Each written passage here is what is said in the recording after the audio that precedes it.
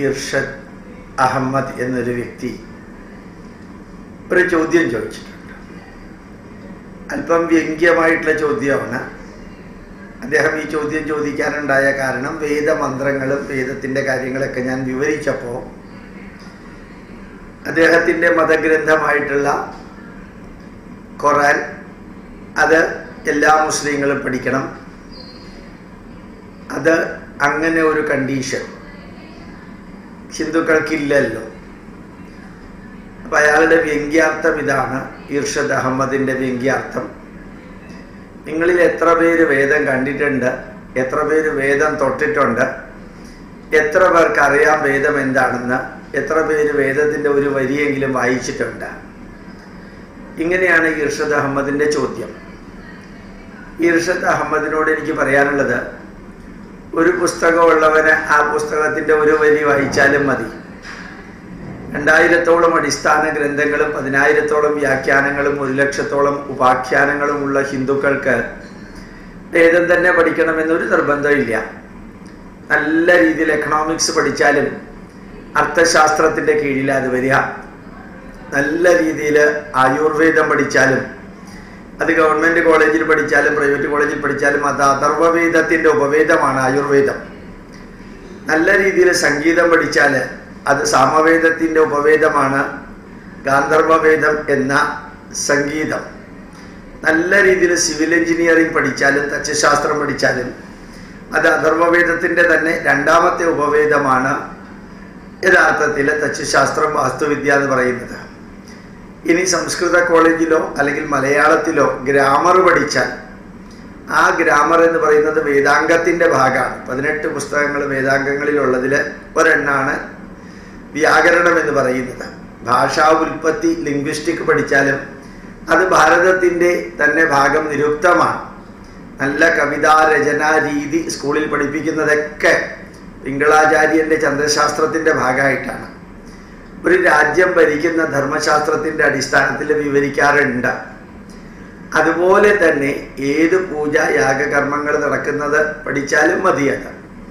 അങ്ങനെ പിതൃകർമ്മം ചെയ്യുന്നതും വേദത്തിൻ്റെ വേദാംഗത്തിൻ്റെ ഭാഗമായിട്ടുള്ള കൽപ്പശാസ്ത്രത്തിൻ്റെ ഭാഗമാണ്. നല്ല പ്യുവർ മാത്തമാറ്റിക്സ് ആണ് ഗണിതശാസ്ത്രത്തിലുള്ളത്. അത് വേദാംഗത്തിൻ്റെ 6ാമത്തെ വേദാംഗമായിട്ടുള്ള ജ്യോതിഷത്തിൻ്റെ ഭാഗമാണ്.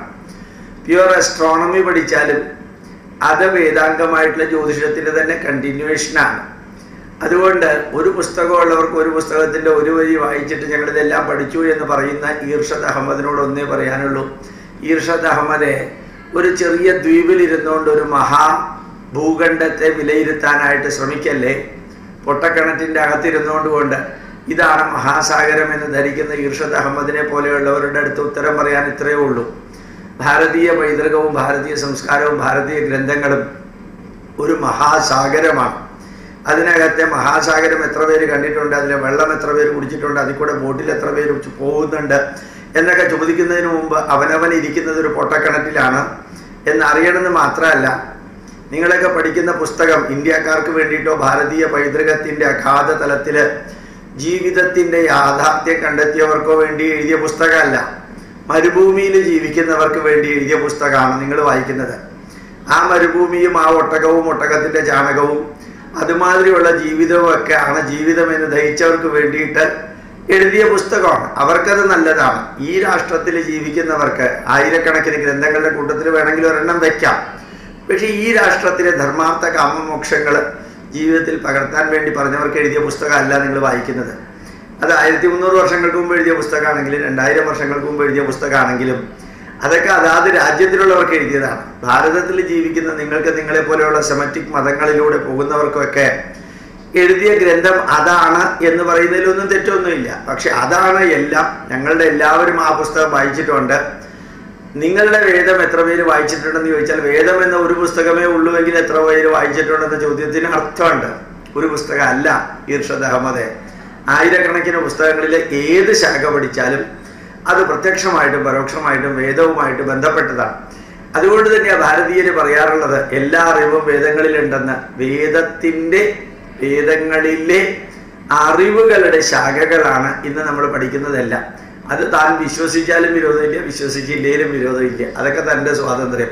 വസ്തുത ഇതാണെന്ന് പറയേണ്ടത് എൻ്റെ സ്വാതന്ത്ര്യം മാത്രമല്ല, എൻ്റെ അഭിമാനവും അഗാധമായിട്ടുള്ള ആത്മസംതൃപ്തിയും കൂടിയാണ് എന്ന് ഇർഷദ് അഹമ്മദിനോട് അറിയിക്കുന്നു. വേണ്ടാത്ത ചോദ്യമൊക്കെ ചോദിക്കുന്നതിന് മുമ്പ് 7ാം ക്ലാസ് പോലും പഠിക്കാത്ത മൗലവിമാരും കുറേ മുല്ലയ്യമാരും ഒക്കെ മദ്രസകളിൽ പഠിപ്പിക്കുന്നതും വെച്ചോണ്ട് ഇങ്ങോട്ട് ചില ചോദ്യങ്ങളൊക്കെ ചോദിച്ചുകൊണ്ട് വരുന്നതിന് മുമ്പ് ആരോടാ ചോദ്യം ചോദിക്കുന്നതെന്നുള്ള ഒരു ചെറിയ ചിന്തയെങ്കിലും തന്നെ പോലെയുള്ളവന്